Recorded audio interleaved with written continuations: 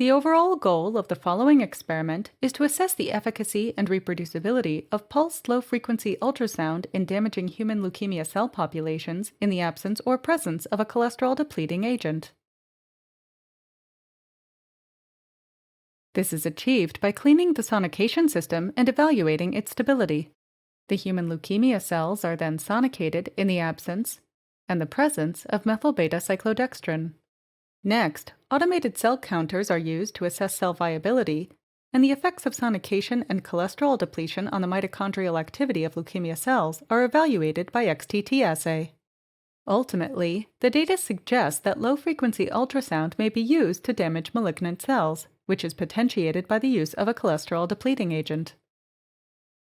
Our laboratory is interested in sound dynamic therapy, a novel therapeutic modality that combines the anti-neoplastic effects of ultrasound with specialized agents that amplify the effects of sonication.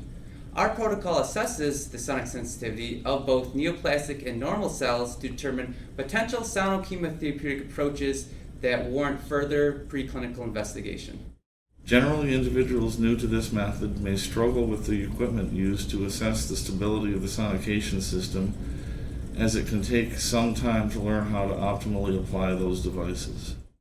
Visual demonstration of this method is critical, as cleaning and stabilization procedures used to assess the sonication system are imperative for obtaining reproducible results.